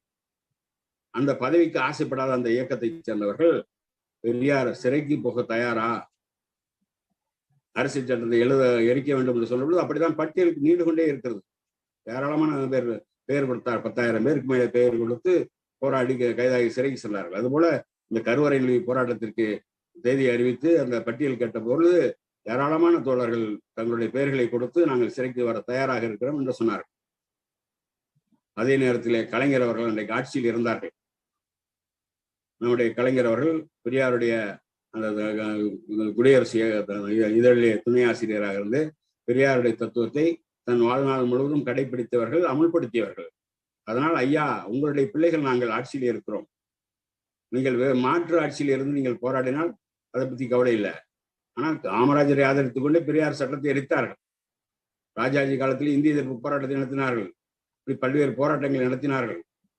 கலைஞர் அவர்கள், என்னுடைய ஆட்சியிலே நீங்கள் போராடுவது அவ்வளவு நன்றாக இருக்காது, நாங்கள் இருந்து உங்களை கைது சிறைக்கு அனுப்புவதா, நீங்கள் கொஞ்சம் பொறுமையாக இருங்கள், நான் அதற்கான சட்டத்தை இயற்றுகிறேன் சொல்லி அந்த சட்டத்தை இயற்றினார்கள். அனைத்து சாதியினரும் அர்ச்சகராகலாம் என்கிற சட்டத்தை இயற்றிய பிறகு என்ன நடக்கிறது, இருக்கிற பாப்பாலாம் சும்மா இருந்தானா, எல்லோரும் இந்துக்களே வாருங்கள், இந்துக்களே வாருங்கள்ன்றானே, இந்துக்கள் தானே அர்ச்சகராகலாம் சட்டம் கொண்டு வராரு. எல்லா இந்துக்களும் வாங்க அர்ச்சகராகலாம், நீ நான் ஒண்ணுதான் இவனா சொல்றானா? அது எப்படி நீ நான் ஒண்ணு? நான் பிரம்மாவோட முகத்தில் பிறந்தவன் இல்லையா, நீ காலில் பிறந்தவன் இல்ல, நீ எப்படி நீ நான் ஒண்ணுன்னு சொல்ற? உன்னை நான் ஏத்துக்க முடியாது என்று சொல்லி ஒரு இந்து அர்ச்சகராவதை இந்து பார்ப்பனர்கள், இந்து என்று சொல்லக்கூடிய பார்ப்பனர்கள் எதிர்த்து வழக்கு போடுகிறார்கள். 12 பேர் வழக்கு போறாங்க. காஞ்சிபுரம் சங்கராச்சாரியோட ஆதரவோடு, வந்து ஸ்ரீவில்லிபுத்தூர் ஜியரோட ஆதரவோடு, அகோபிலம் இங்கே வந்து திருச்சியில் அல்லூர், அந்த அல்லூரை சேர்ந்த அர்ச்சகர்கள் எல்லாம் சேர்ந்து 12 பேர் வழக்கு போடுறாங்க. ராஜாஜி அதுக்கு ஆதரவா இருக்கிறாரு. அன்றைக்கு புகழ்பெற்ற வழக்கறிஞர் பல்கிவாலா போன்றவர்கள் அவங்களுக்கு ஆதரவா வாதாடுறாங்க. கலைஞர் அரசாங்கமும் சிறந்த வழக்கறிஞரை வைத்து பிறகு நீதிபதியாக இருந்த எஸ் மோகன் போன்றவர்கள் எல்லாம் வழக்கறிஞராக கொண்டு அதை சிறப்பாக வாதாடுகின்றார். வாதாடினாலும் என்ன நிலைமை? ஆபரேஷன் சக்சஸ், நோயாளி டைடு அப்படின்னு சொல்லக்கூடிய அளவுக்கு தான் அர்ச்சக சட்டம் செல்லும். ஆனாலும் ஆகம முறைப்படி அந்த பயிற்சி பெற்றவர்கள் தான் அது அர்ச்சகராக வரணும் அப்படின்னு சொன்னதுனால அன்றைக்கு வந்து விடுதலை ஆசிரியர் தான் தலையங்கம் எழுதியிருக்கிறார். அன்று இதைத்தான் அன்று விடுதலை தலையங்கத்தில் ஆபரேஷன் வெற்றி, நோயாளி செத்தார் என்று சொற்றொடர் மூலம் விளக்கினோம். பெரியாருடைய அனுமதியோடு அந்த தலையங்கத்தை ஐயா அவர்கள் எழுதியிருக்கிறார், ஆசிரியர் அவர்கள். அதுக்கு பிறகு வந்து அந்த கோயிலுக்கு போகாதீங்க, அதுக்கு அந்த தீர்ப்பு வந்த பிறகு கோயிலுக்கு நுழையாதீங்கன்னு சொல்லி அந்த மக்களுக்கு வேண்டுகோள் போராட்டம் நடத்துறாங்க. பெரியார் காலத்திலே அறிவிக்கப்படுகிறது. அன்னை மணியம்மார் காலத்திலே தொடர்ந்து அந்த போராட்டம்லாம் நடக்கிறது. கோயிலுக்கு போகாதீங்கன்னு சொல்லி வேண்டுகோள் போராட்டம். நீ கோயிலுக்குள்ள போகாதீங்க, அங்க போனா நம்ம சூத்திரங்கிறான், இலிசாதி மகன்றான், அந்த இலிசாதி பட்டத்தை ஏற்கிறதுக்கு நீ ஏன் கோயிலுக்கு போறீங்க என்று சொல்லி வேண்டுகோள் போராட்டம் நடத்துறாங்க. பெரியார் அவர்கள் அந்த ஆசை நிறைவேறாமல், தன்னுடைய இறுதி ஆசை அனைத்து சாதியினரும் அர்ச்சராக வேண்டும் என்கிற அந்த ஆசை நிறைவேறாமல் மறைந்து விட்டார்கள். கலைஞர் அவர்கள் தந்தை பெரியார் இதயத்திலே தைத்த முள்ளோடு அவரை நாம் புதைத்து விட்டோமே என்று அன்றைக்கு கவலைப்பட்டார்கள். தந்தை பெரியார் நெஞ்சிலே தைத்த முல்லை அகற்ற வேண்டும் என்பதற்காக அவர் நீண்ட காலம் அவர்கள் முயற்சி செய்தார்கள். நம்முடைய இயக்கம் தொடர்ந்து அதற்காக குரல் கொடுத்து வந்திருக்கிறது. எம்ஜிஆர் அவர்கள் காலத்திலே அவர் குழு, மகராஜன் குழு என்ற ஒரு குழுவை போட்டு அந்த அனைத்து சாதியினரும் எப்படி அர்ச்சராவது என்கின்ற அந்த தீர்மானங்கள்லாம் கொண்டு வந்தாங்க. ஆனா அதை நான் நடைமுறைக்கு வரல. தொடர்ந்து நம்முடைய இயக்கம் அதுக்காக குரல் கொடுத்துட்டு வருது. நம்முடைய தலைவர் அவர்களை பற்றி கூட சில பேர் வந்து இன்னைக்கும் மாறுபட்ட விமர்சனங்கள் செய்வார்கள். ஜெயலலிதாமையாரை நாம் ஆதரித்தோம் என்று விமர்சனம் செய்வார்கள். ஜெயலலிதாமையாரை ஆதரித்த காலத்தில் கூட அம்மையார் அவர்கள் என்ன செய்கிறார்கள்? 92 வேத பாடசாலை துவக்கப்படும் தமிழக அரசு சார்பாக என்று சொல்லி அதற்கான அறிவிப்பு வெளியிட்டார்கள். ஐயா அவர்கள், ஆசிரியர் அவர்கள் சும்மா இருந்தாரா? அவர்கள் 5 லட்சம் நமக்கு கொடுத்திருந்தாலும் கூட, நம்முடைய இயக்கத்திற்கு ஆதரவாக இருந்தாலும் கூட, 31C சட்டத்தை கொண்டு வந்து 69% இடஒதுக்கீட்டை பாதுகாத்து இருந்தாலும் கூட ஐயா அவர்கள் உடனடியாக அறிக்கை எழுதுகின்றார்கள். நீங்க வேத பாடசாலை என்று கொண்டு வந்தால் அது பார்ப்பனர்களுக்கு தான் பயன்படும். நீ வேதங்களையும் அந்த புராண இதிகாசங்களையும் சொல்லிக் கொடுப்பதன் மூலமாக நம்முடைய மக்களுடைய அடிமைத்தனம் மேலும் மேலும் பலப்படுத்தப்படும். அந்த இழிவு நீங்காது தொடரும். எனவே அதையெல்லாம் நீங்கள் மாற்றிவிட்டு, அதை ஏற்கனவே அந்த நீதிமன்றத்தில் என்ன தீர்ப்பு சொல்லியிருக்கிறான்? அனைத்து சாதியினரும் அரசர்கள் என்ற அந்த அரசு சட்டம் செல்லும். ஆனா வந்து முறைப்படி அந்த ஆகமப்படி பயிற்சி பெற்றவர்கள் தான் அதுல இருக்கணும்னு சொல்லியிருக்கான். அதனால அந்த அரசாங்கம், தமிழ்நாடு அரசாங்கம் வேதாகம அந்த பாடசாலை என்பதற்கு பதிலாக அனைத்து சாதியினரும் அரசராகக்கூடிய பயிற்சி பள்ளிகளை போகணும் என்று சொல்லுகிறார்கள். ஆனால் அந்த காலத்திலே துவக்கப்படவில்லை. அந்த காலகட்டத்திலே நம்முடைய இயக்கம் எப்படிப்பட்ட நிலையில இருக்கிறது? இங்க வந்து மண்டல் கமிஷனுக்காக நாம் போராடி கொண்டிருக்கிறோம். மண்டல் கமிஷன் கொண்டு வந்ததற்காக பிபி சிங் அரசாங்கத்தை பிஜேபி கவிழ்க்கிறது. அத்வானியும் வாஜ்பாயும் அந்த ஆட்சியை கவிழ்த்து விட்டார்கள். அதற்கு பிறகு அதிமுக அதிலே அவர்கள் கூட்டு சேர்ந்து அவர்களை ஆட்சியில் அமர்த்துகிறது. அதற்கு பிறகு அதிமுக ஜெயலலிதாமையார் பாஜகவை கவிழ்த்த பிறகு அந்த ஆட்சியை தாங்கி பிடிக்கக்கூடியவராக கலைஞர் அவர்கள் இருந்தார்கள். அதன் காரணமாக இது மிகப்பெரிய ஆபத்து. திராவிட இயக்கம், பெரியார் வழிவந்த இயக்கம், அண்ணா வழிவந்த இயக்கம், இந்த பிஜேபி ஆதரிப்பது, இந்துத்துவ ஆதரிப்பது நமக்கு மிகப்பெரிய ஆபத்தை உண்டாக்கும் என்பதால் திராவிட முன்னேற்ற கழகத்தை எதிர்த்தவர் கலைஞர், ஆசிரியர் அவர். ஆனால் அதற்கு பிறகு வந்து ஜெயலலிதாமையார் நீ எக்காரணம் கொண்டும் நான் பிஜேபியோடு சேர மாட்டேன் என்று சொன்னாலும் அவர்கள் பிஜேபியோடு கூட்டு சென்றார்கள். ஆனால் கலைஞர் அவர்கள் பிஜேபி கூட்டணியிலிருந்து வெளிவந்த காரணத்தினால் அந்த 2004 தேர்தலிலே மிக தீவிரமாக ஆசிரியர் அவர்கள் திராவிட முன்னேற்ற கழக கூட்டணியை ஆதரித்து 40க்கு 40 என்ற அந்த அளவிலே வெற்றி பெற வைத்தார். அதற்கு பிறகு 2006 வந்த சட்டமன்ற தேர்தலிலே நம்முடைய பொதுக்குழுவிலே தீர்மானம் இயற்றப்பட்டது. திராவிட முன்னேற்ற கழக அரசு நம்முடைய ஆதரவு கேட்டாலும் கேட்காவிட்டாலும் நாம் ஒரு கோரிக்கை வைக்கிறோம். அதுல என்னன்னா, அனைத்து சாதியினரும் அர்ச்சகராக வேண்டும் என்ற சட்டத்தை திராவிட முன்னேற்ற கழக அரசு இயற்றுவதாக இருந்தால் திமுக கூட்டணி ஆதரிக்க தயார் என்று சொல்லி நெய்வேலியிலே நெய்மிளக்கும் தீர்மானம் என்று சொல்லி தீர்மானத்தை நிறைவேற்றினார். அதே போல கலைஞர் அவர்களும் தன்னுடைய தேர்தல் அறிக்கையிலே அனைத்து சாதியினரும் அர்ச்சகராக்கப்படும் என்கிற சட்டத்தை முதல் சட்டமாக நான் நிறைவேற்றுவேன் என்று சொன்னார்கள். அதே போல 2006 ஆட்சிக்கு வந்தவுடன் அவர்கள் அனைத்து சாதியினரும் அர்ச்சகராக்கப்படும் என்கின்ற அந்த கோப்பிலே கையெழுத்திட்டார்கள். கையெழுத்திட்டதோடு மட்டுமில்லாமல் அதற்கு பிறகு A.K. ராஜன் அவருடைய தலைமையில் ஒரு குழுவை அமைத்து அதில் குன்றக்குடி அடிகளார் போன்றவர்களே, தீயர் போன்றவர்களே, பல அறிஞர், அந்த மத சம்பந்தப்பட்ட அந்த அறிஞர் பெருமக்கள் எல்லாம் அதில் இணைத்து அதற்கான குழுவை அமைத்து இந்த அனைத்து சாதியினரும் அர்ச்சகராகக்கூடிய அந்த வழிமுறைகள் என்ன என்ன என்பதை பார்த்து ஆகமம் என்றால் என்ன, அதுக்கு எப்படி அர்ச்சகரை நியமிக்கணும் என்றெல்லாம் ஆய்வு செய்து மிக சிறப்பான ஒரு அறிக்கையை கொடுத்தார்கள். ஆனால் அதையும் எதிர்த்து இந்த பார்ப்பனர்கள் வழக்கு போட்டு அதையும் நிறுத்தி வைத்தார். அந்த வழக்கில் தான் இன்றைக்கு மிக சிறப்பானதொரு தீர்ப்பு வந்திருக்கிறது. அந்த தீர்ப்பைத்தான் ஆசிரியர் அவர்கள் மிக மனமகிழ்ச்சியோடு, நேற்றைய தினம் தஞ்சையில் நடந்த குழுவிலே ஐயா அவர்கள் மிக மகிழ்ச்சியோடு இருந்தார்கள். அந்த இதுல அனைத்து சாதியினருக்கும் அர்ச்சகர் உரிமை உறுத்தாக்கிய உச்ச நீதிமன்ற தீர்ப்பை வரவேற்று தமிழர் தலைவர் அவர்கள் விடுத்துள்ள அறிக்கையில என்ன சொல்றாங்கன்னா, இதுல அடக்கம் தந்தை பெரியார் நெஞ்சில் தைத்த முள்ளோடு அடக்கம் செய்யப்பட்ட பிறகு தந்தை பெரியாருக்கு அரசு மரியாதை தந்து துணிமிக்க கலைஞர் துயரத்துடன் பின்னார் தந்தைக்கு அரசு மரியாதை கொடுத்தும் அவர் நெஞ்சில் தைத்த முள்ளை அகற்றி ஆதி திராவிடர் உட்பட்ட அனைத்து ஜாதியினரும் அர்ச்சகராகும் ஜாதி ஒழிப்பு விருப்பத்தை நிறைவேற்றிட முடியவில்லையே என்று குறிப்பிட்டார். மீண்டும் ஆட்சிக்கு வந்த கலைஞர் ஜஸ்டிஸ் A.K. ராஜன் தலைமையில் ஒரு உயர்நிலை குழுவினை நியமித்து உரிய ஆகம பயிற்சி பள்ளியில் ஆகம கல்வியை கொடுத்து அர்ச்சகர் நியமனத்துக்கு வழிவகை செய்தார். அதை எதிர்த்தும் அர்ச்சக பார்ப்பனர்கள் மீண்டும் உச்ச நீதிமன்றத்தில் வழக்கு தொடர்ந்தார்கள். 1972 தீர்ப்பில் உச்ச நீதிமன்றம் சுட்டிக்காட்டிய பல வழிகளை கவனத்தில் கொண்டு 2006 கலைஞர் தலைமையிலான திமுக ஆட்சியில் ஜஸ்டிஸ் A.K. ராஜன் குழு அறிக்கையின் அடிப்படையில் நிறைவேற்றப்பட்ட புதிய சட்டப்படி தனித்தனியே வைணவ கோயில், சிவன் கோயில்களுக்கு ஏற்ப அர்ச்சகர் பயிற்சிக்கான 69% இடஒதுக்கீட்டின்படி மாணவர்கள் தேர்வு செய்யப்பட்டு அதில் பார்ப்பன மாணவர்களும் அடக்கம் 205 பேர் தகுதி பெற்றுள்ளனர். ஆனால் உச்ச நீதிமன்றத்தில் போடப்பட்ட வழக்கில் இரு நீதிபதிகள் ரஞ்சன் கோகோய், வெங்கட்ரமணா ஆகியோரும் 16/12/2015 அன்று சேசமால் வழக்கில் வந்த தீர்ப்புப்படி ஆகம தகுதியின்படி எந்த ஜாதியினரானாலும் அர்ச்சகராக நியமிக்க தமிழ்நாடு அரசுக்கு உரிமை உண்டு என்ற தீர்ப்பு கூறிவிட்டு இறுதி பாராவில், அதாவது மறுபடியும் அதே தவறை செஞ்சுக்கிட்டே இருக்கான். இறுதி பாராவில் தனிப்பட்ட முறையில் யாராவது பாதிக்கப்பட்டவர்களானால் அவர்கள் தனியே நீதிமன்றங்கள் மூலம் பரிகாரம் தேடிடலாம் என்றும் கூறி ஒரு சிறிய சந்து விட்டிருந்த நிலையை போன்ற வரிகள் அத்தீர்ப்பில் காணப்பட்டன. கடந்த 2 ஆண்டுக்கு முன்பு 2021 ஆகஸ்ட் 14 ஒப்பற்ற முதலமைச்சர் முத்துவேல் கருணாநிதி ஸ்டாலின் அவர்கள் அவரது ஆட்சியிலே தந்தை பெரியார் நெஞ்சில் தைத்த முள்ளை அகற்றிடும் வகையில் ஆகம பயிற்சி பெற்ற 10 ஆண்டுகளாக காத்திருந்தவரில் சிலரை முதல் கட்டமாக நியமனம் செய்தது. அந்த வரலாறு காணாத சரித்திர சாதனையினை நிகழ்த்தியவர் சமூக நீதிக்கான மு க ஸ்டாலின் மகிழ்ச்சி பேருடன் மக்கள் தந்த பெருமையை பெற்றார். ஆதிக்க சுவையை ஆயிரக்கணக்கான ஆண்டுகளாய் அனுபவித்த ஆரியம் பொறுக்குமா?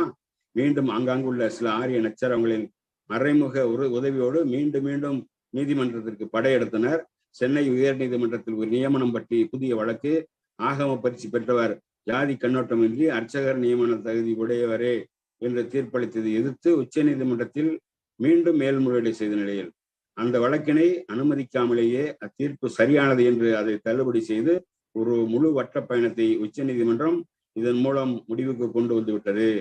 இதன் மூலம் ஐயா சொல்றார், அன்றைக்கு ஆபரேஷன் சக்சஸ், நோயாளி செத்தார் என்று 72 அந்த தலையங்கம் எழுதினார்களே, அதே ஆசிரியர் சொல்கிறார், இதன் மூலம் இப்பொழுது ஆபரேஷனும் வெற்றி, நோயாளியும் பிழைத்தார், எழுந்தார், மகிழ்ந்தார் என்று சொல்லிவிட்டு நமது முதலமைச்சரும் அவரது அரசும் இதற்கு முக்கிய காரணமாக அமைந்து 53 ஆண்டுகால சமூக போராட்டமான ஜாதி தீண்டாமை ஒழிப்பு போராட்ட களத்தில் பெரு வட்டிவாகை சூடியது வரலாற்றில் வரிகளாகும்.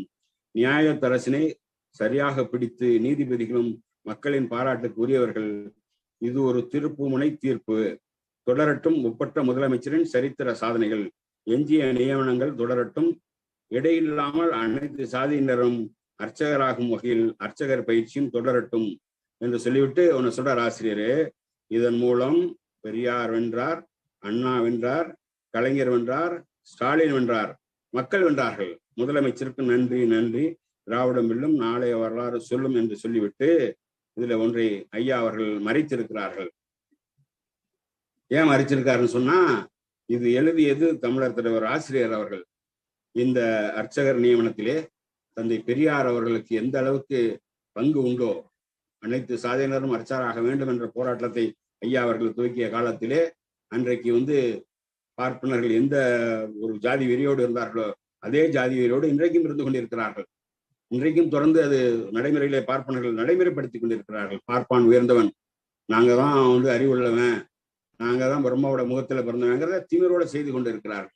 அதற்காக கடுமையாக உழைத்து அந்த கோரிக்கையை கலைஞரிடத்திலே 69 தந்தை பெரியார் அவர்கள் எப்படி கோரிக்கை வைத்தார்களோ அதே போல கலைஞரிடத்திலே 2004 கோரிக்கை வைத்து அந்த சட்டத்தை போட்ட வைத்து அந்த சட்டத்தை நிறைவேற்ற செய்தவர் தமிழர் தலைவர் ஆசிரியர் அவர்கள். எனவே ஆசிரியர் அவர்கள் விடுபட்ட அந்த வார்த்தை என்ன என்று சொன்னால், இதன் மூலம் பெரியார் வென்றார், அண்ணா வென்றார், கலைஞர் வென்றார், ஸ்டாலின் வென்றார், தமிழர் தலைவர் ஆசிரியரும் வென்றார், மக்களும் வென்றார்கள் என்று இருக்க வேண்டும்.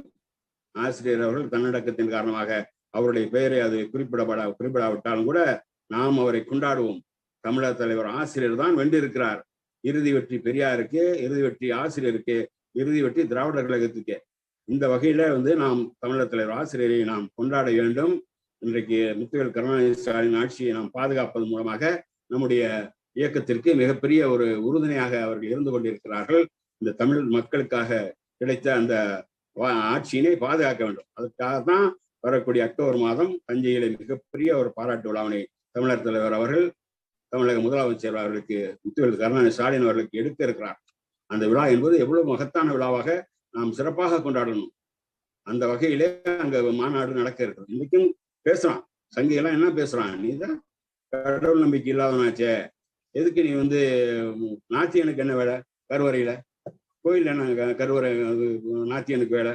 பெரியார் சொல்றார், அன்னைக்கு சொல்றார், கோயிலில் சாமி இருக்கிற கர்ப்பகிரகம் மூலஸ்தானம் என்கின்ற இடத்திற்கு நாம் போகக்கூடாது என்று தடை செய்வது நம் இழிவை நிலைநிறுத்துவதாக இருப்பதால் அத்தடையை மீறி நாம் உட்சென்று நாம் இழிவை போக்குக் கொள்ள வேண்டும் என்பதற்காக கர்ப்ப கிரகத்திற்குள் செல்வது என்கின்ற கிளர்ச்சியினை துவக்க இருக்கிறோம்.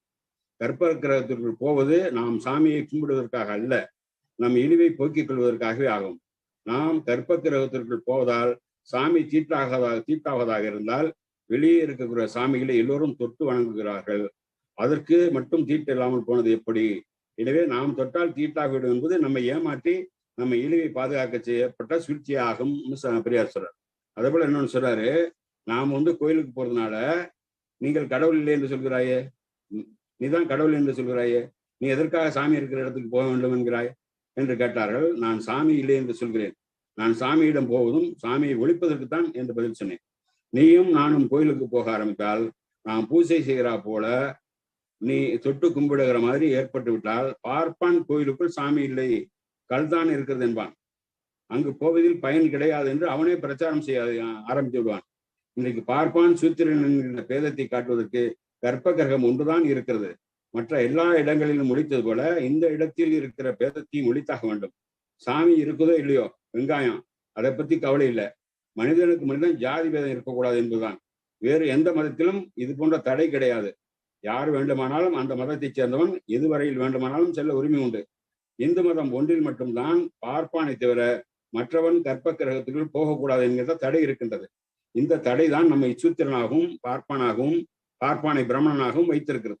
இந்த தடையை உடைத்து சூத்திர தன்மையை போக்க இந்த நாட்டில் நம்மை தவிர வேறு ஆளே கிடையாது. நாம் தான் இதற்காக போராட வேண்டியிருக்கிறது. சாமி நம்பிக்கை உள்ளவர்களுக்கும் சொல்கின்றேன், நாம் தொட்டால் சாமி ஒன்றும் தீட்டாகி விடாது. அதற்கு முன் தீண்டப்படாத மக்கள், சில ஜாதி மக்கள் கோயிலுக்குள் சென்றால் தீட்டாகிவிடும், புனிதம் கட்டுவிடும், அதற்கு கும்பாபிஷேகம் புனிதானம் செய்ய வேண்டும் என்று இருந்தது. இன்றைக்கு எல்லா மக்களும் உள்ளே செல்லலாம் என்றானதும் எவரும் கோயில் தீட்டாகிவிட்டது, புனிதம் கட்டுவிட்டது, அதற்கு கும்பாபிஷேகம் புனிதானம் செய்ய வேண்டும் என்று சொல்வது கிடையாது. அது போன்றதான் இந்த கர்ப்ப கிரகத்தில் நாம் போனால் தீட்டாகிவிடும், புனிதம் கட்டுவிடும் என்பதுமாகும். எல்லோருமே செல்ல ஆரம்பித்து விட்டால் அதை பற்றி யாரும் பேச மாட்டார்கள். புனிதம் என்று சொல்வதெல்லாம் நம்ம ஏமாற்றத்தானே ஒழிய அதற்கென்று தனியாக எந்த புனிதமும் கிடையாது. கற்பான் பள்ளி செல்லும் கற்பகிரகத்துக்குள் மனிதன் சென்றால் சீட்டா என்று கேட்டுவிட்டு கற்பகிரகம் சாதியை நிலைநிறுத்துவதாலேயே நாம் நுழைய வேண்டும் என்கிறோம். எத்தனை தலைமுறைக்கு நாம் சூத்திரர்களாக இருப்பது? மிருகத்தை விட மோசமான காட்டு மிராட்டி வாழ்க்கை ஏன்? நீயும் நானும் கோயிலுக்கு போய் பூஜை செய்ய ஆரம்பித்தால், சிலையை தொட்டு கும்பிடுகிற அளவிற்கு நாம் சென்று விட்டால், கோயிலுக்குள் கடவுள் இல்லை, கல்தான் இருக்கிறது என்று பார்ப்பானே சொல்ல ஆரம்பித்து விடான் என்றும், தற்போது போராட்டத்திற்கு எதிராக புனிதத்தை காட்டி மருத்துவ வந்த பார்ப்பனர்களின் போக்கு மாறி இருப்பதை சுட்டிக்காட்டுகிறார் என்று பெரியார் எப்படிப்பட்ட சிந்தனையோடு அவர் சொல்றார். இது 1926 26 நடந்ததாக குடியரசு இப்ப தொகுதியை நான் படிச்சுக்கிட்டு இருக்கேன், அதுலயே இருக்கு. குடியரசு தொகுதி 3 ஒரு செய்தி ஐயா அவர் சுட்டு காட்டுறாரு. என்ன சுட்டு காட்டுறாங்கன்னா, திருவில்லிபுத்தூர் பக்கத்துல அங்க என்ன பண்றான், தென்காசியில ஒரு கோயில்ல தர்மகர்த்தா என்ன பண்றாரு, வேத ஆகமும் படிக்கிறது மாதிரி அங்க தேவாரம் திருவாசனம் படிக்கணும்னு உத்தரவு போறாங்க. தர்மகர்த்தாவும் இந்த தேவஸ்தான கமிட்டி உறுப்பினரும். உடனே பாப்பான்ல என்ன பண்றான், ஐயோ அந்த கோயிலுக்கு நாங்க போக மாட்டோம், அந்த கோயில்ல சாமி கிடையாது, வெறும் சிலை தான் அப்படின்னு சொல்லி அவன் ஒத்துழைமை இயக்கம் நடத்துறான், சாமி கிட்ட ஒத்துழைமை இயக்கம் நடத்துறான்னு சொல்லி ஐயா அவர்கள் சொல்லிட்டு பாருங்க, இது மாதிரி எல்லா கோயிலையும் இது மாதிரி பண்ணாங்கன்னா ரொம்ப நல்லதா போச்சு, பாப்பா யாரும் உள்ள போக மாட்டான், நமக்கு ரொம்ப நல்லதா போச்சுன்னு சொல்லி 1926 எழுதுறாரு. இப்ப பெரியார் அவர்கள் தொடர்ந்து இதையே சிந்தித்து கொண்டிருந்திருக்கிறார்.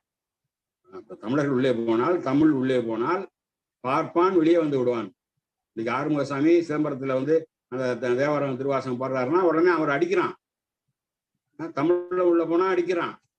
இன்னைக்கும் தமிழர்கள் போனால் அடிக்கக்கூடிய நிலையை நாம் பார்த்துக்கிட்டு இருக்கோம். இந்த நிலை எவ்வளவு காலத்துக்கு அனுமதிக்கிறது? நாம நாத்திகன்னு சொல்றாங்க. நம்ம நாத்திகம், நம்ம மட்டுமா நாத்திகம்? யாருக்கு கடவுள் நம்பிக்கை இருக்கு? இன்னைக்கு இருக்கான்ல பாப்பான்லாம், எந்த பாப்பானுக்கு கடவுள் நம்பிக்கை இருக்கு சொல்லு?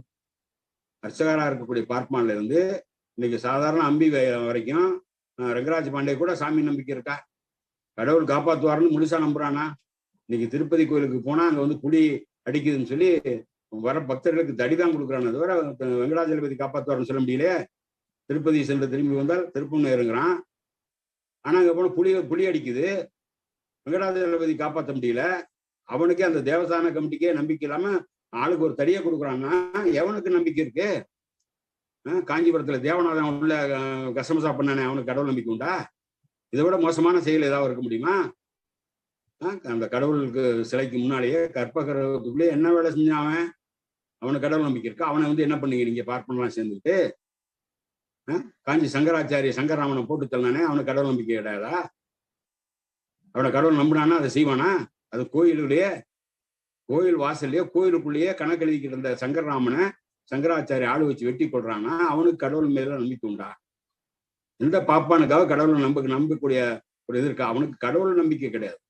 கடவுளை காப்பாற்றுவதை விட தன்னுடைய ஜாதி ஆதிக்கத்தை காப்பாற்றும், தன்னுடைய அந்த ஜாதி புனிதமானது, தன்னுடைய வேதங்கள் புனிதமானது, தன்னுடைய சாஸ்திரம் புனிதமானது என்ற நம்பிக்கையை காப்பாற்றுவதன் மூலமாக உழைக்காமல் தங்கள் இனம் உண்டு கொடுக்க வேண்டும் என்கின்ற அந்த அந்த ஆதிக்கத்தை காப்பாற்றுவது அவனுடைய நோக்கமே தவிர கடவுள் நம்பிக்கையினால் அல்ல.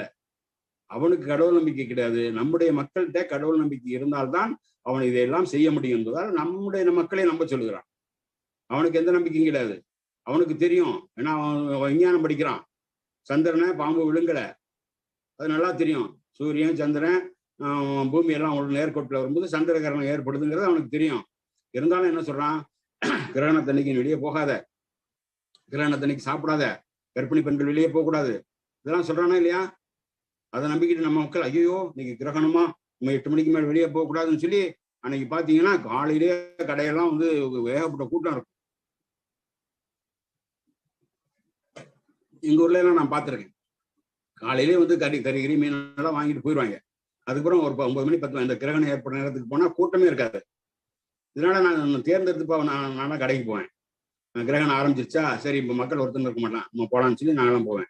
நம்முடைய இயக்கம் தான் அதை முறியடித்தது. தமிழர் தலைவர் ஆசிரியர் தலைமையிலே அந்த கிரகண நேரத்திலே சாப்பிடுவது, கர்ப்பிணி பெண்களை கொண்டு சாப்பிட வைப்பது, அதனால் ஒன்றும் ஆகலைன்னு சொல்லி அந்த கர்ப்பிணி பெண்களுக்கு குழந்தை பிறந்த பிறகு இந்த பெண் தான் அந்த கிரகண நேரத்துல சாப்பிட்டுச்சு, ஆரோக்கியமா இருக்காங்க, குழந்தையும் பெண்ணும் ஆரோக்கியமா இருக்காங்கன்னு சொல்லி காட்டக்கூடிய அறிவியல் பூர்வமான இயக்கமாக நம்முடைய இயக்கம் இருந்து கொண்டிருக்கிறது.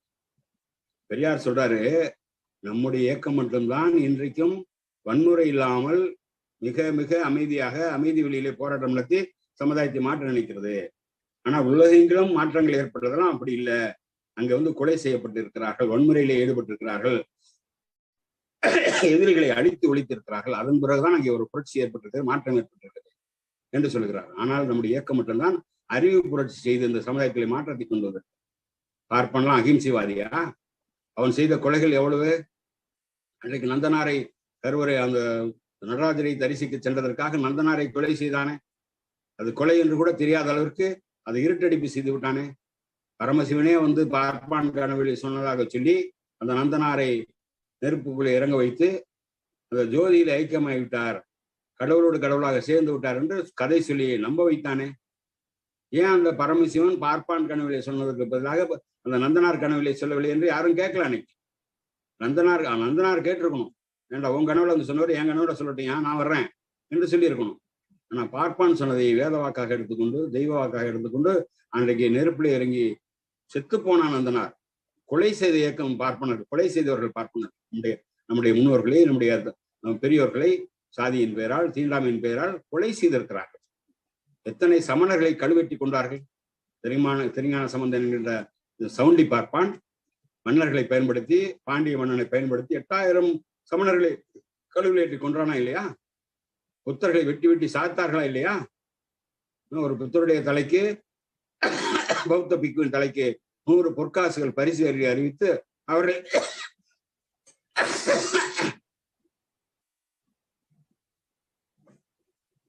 புத்தர்களை தேடி தேடி அழித்துக் கொண்டார்கள் இல்லையா? இப்படியா நாம் பார்ப்பனர்களை கொலை செய்ய சொல்லுகின்றோம்? பெரியார் கொலை செய்ய சொன்னார். அங்கங்க இருக்கக்கூடிய தோழர்கள் சில பேர் அவனுடைய பாப்பான் குளிக்க வரும்போது பூனலை வெட்டிட்டான். அதுவே மிகப்பெரிய கொலைபாதக செயல் கூட ஊனு குதிக்கிறான் அந்த பாப்பான சொல்லிட்டு. பூனலை எப்படி வெட்டலாம், பூனலை வெட்டல எப்படி வெட்டலான்னு கழுத்தே வெட்டினா. ஒரு நூல் 4 நூல் தானே, அதைத்தானே வெட்டினா. அது அழுக்கு பிடிச்ச நூல். எப்போ போட்டியோ நீ அழுக்கு படிஞ்சு அந்த முதுகுல பட்டா வந்து சொறி வரும், அரிப்பு ஏற்படும். அந்த நூலை தானே வெட்டிவிட்டான். இன்னும் வந்து தலையை வெட்டின மாதிரி குதிக்கிறிய. என்ன பெரியாருடைய இயக்கம் வன்முறையில் ஈடுபட்டதா? இல்லை பார்ப்பானை வெட்ட சொன்னது, குத்த சொன்னது, கொள்ளை சொன்னது, பெரியார் மீது வழக்கு போட்டியே பார்ப்பானை வெட்ட சொன்னார், குத்த சொன்னார், கொள்ள சொன்னார் என்று வழக்கு போட்டு அதுதானே அவருக்கு சிறை கிடைச்சது. பெரியார் அவர்கள் சட்ட எதிர்ப்பு போராட்டத்திலே எல்லாரையும் அணிதிரட்டுகின்ற பொழுது 57 சட்டத்தை கொளுத்தி சிறைக்கு செல்ல வேண்டும் என்ற பொழுது அவர் மீது அவர் வந்து அந்த சட்டத்தை எரிச்சிட்டு சிறைக்கு போகக்கூடாதுங்கிறது அதுக்கு முன்னாலேயே வந்து இந்த வழக்கை வந்து அவர் குத்த சொன்னார், கொள்ள சொன்னார் என்று சொல்லி வழக்கு போட்டு அதிலே அவருக்கு தீர்ப்பு சொல்லி அவரை வந்து சிறையில பிடிச்சு போடுறான். இதான் நடந்துச்சு. எந்த பாப்பான குலக்கல்வி திட்டம் ஒழிக்கப்பட்ட போது கூட பெரியார் என்ன சொன்னார்? பெற்றோரும் தீப்பந்தம் வைத்துக் கொள்ளுங்கள், நான் சொல்லுகிற தேதியிலே அவர்களை அக்ரஹாரத்தை கொளுத்துங்கள் என்று சொன்னார். தவிர அவர் உத்தரவு போடலையே. ராஜாஜியை ஓட வச்சார், மிரட்டுறதுக்காக சொன்னார். பார்ப்பனர்களே திருந்துங்கள், நீங்க உங்களை நாங்க வெறுக்கல. பிராமணியத்தை ஒழிப்பது என்றால் என்ன? பிராமணர்களை ஒழிப்பதா? இல்லையே, பிராமணர்கள் ஒழிப்பது இல்லை. நீ உயர்ந்தவன் சொல்றிய, உன்னை வந்து நாங்கெல்லாம் பார்த்து சாமியை கும்பிடணும்னு சொல்றிய, உங்க காலில் விழுந்து வணங்கணும்னு சொல்றிய, அந்த தத்துவம் ஒழிக்கப்படணும் என்று சொல்லுகிறார். அதைத்தானே சொன்னார். அது வர பாப்பானை ஒழிச்சிரு, பாப்பானை கொண்டுரு, அவனுக்கு வர வருமானத்தை வந்து கெடுத்துரு அப்படின்னு சொல்லல என்று சொல்லி பெரியார் அவர்கள் பேசியது இந்த 26 இருக்கு. 26 பேசியிருக்கிறார், 1926. அப்படிப்பட்ட ஒரு அறிவு வழியிலே, பகுத்தறிவு வழியிலே தந்தை பெரியார் அவர்கள் சிந்தித்து இந்த மக்களுக்கு பகுத்தறிவை ஊட்டி, சுயமரியாதை ஊட்டி, இன உணர்ச்சியை ஊட்டி, ஒரு சமதர்ம சமுதாயத்தை, சம உரிமை சமுதாயத்தை, சாதியற்ற சமுதாயத்தை, பெண்ணடிமை ஒளிந்த சமுதாயத்தை, தீண்டாமை ஒளிந்த சமுதாயத்தை, பார்ப்பான் பறையன் என்கின்ற பேதம் ஒளிந்த சமுதாயத்தை அமைப்பதற்காக தன் வாழ்நாள் முழுவதும் பாடுபட்டவர் தந்தை பெரியார் அவர்கள். அந்த பார்ப்பான் பறையன் என்கின்ற பேதத்தை ஒழிப்பதற்கான ஒரு அருமையான வழிதான் அனைத்து சாதியினரும் அர்ச்சகராக வேண்டும் என்கின்ற சட்டம். அந்த சட்டத்தை கலைஞர் அவர்கள் கொண்டு வந்தார்கள். இன்னைக்கு அவருடைய மகன் 53 ஆண்டுகள் கழித்தும் அதை நிறைவேற்றி இருக்கிறார் என்று சொன்னால் அது நம்முடைய இயக்கத்திற்கு கிடைத்த வெற்றி, பெரியாருடைய வெற்றி. பெரியார் இயக்கம் எடுத்து வைத்த எந்த போராட்டமும் தோல்வியில் முடிந்தது கிடையாது. ஏனென்று சொன்னால் அது அறிவுபூர்வமான இயக்கம், அறிவுபூர்வமான போராட்டத்தை நடத்துகின்றது, அறிவுபூர்வமான கருத்துக்களை பிரச்சாரம் செய்கின்றது. அது ஒரு என்று இல்லாவிட்டாலும் என்றாவது ஒரு நாள் அது வெற்றி பெற்றே தீரும். நம்முடைய இறுதி இலக்கை நாம் அடைந்தே தீர்வோம். அதற்கு இந்த ஆட்சியை நாம் பயன்படுத்துவோம் என்று சொல்லி திராவிடம் வெல்லும், நாளைய வரலாறு அதனை சொல்லும் என்று சொல்லி முதலமைச்சருக்கு நன்றி நன்றி என்று ஆசிரியர் அவர்கள் சொல்லி இருக்கின்றார்களே, அந்த நன்றியினை நாம் 1000 முறை சொல்லுவோம். நம்முடைய தமிழர்களும் நன்றி உணர்ச்சியோடு இந்த ஆட்சியை பாதுகாப்பதற்கு நடவடிக்கை எடுப்போம். வரக்கூடிய 2024 தேர்தலிலே இந்த திராவிட முன்னேற்ற கழகத்தின் அந்த முத்துவேல் கருணாநிதி ஸ்டாலின் ஆதரவோடு இருக்கக்கூடிய இந்தியா என்கின்ற கூட்டணியை வெற்றி பெற வைப்பதன் மூலமாக இந்த RSS சங்கி கூட்டத்தை அடியோடு விரட்டி அடித்துவிட்டு இந்த இந்தியாவை, தமிழகத்தை மட்டுமல்ல இந்தியாவையும் காப்பாற்றுவோம், இந்திய மக்களை காப்பாற்றுவோம். பிற்படுத்தப்பட்ட தாழ்த்தப்பட்ட மக்களை, பெண்களை, ஒடுக்கப்பட்ட மக்களுடைய உரிமைகளை நாம் பாதுகாப்போம் என்று சொல்லி வாய்ப்புக்கு நன்றி நினைக்கின்றேன். நன்றி, வணக்கம்.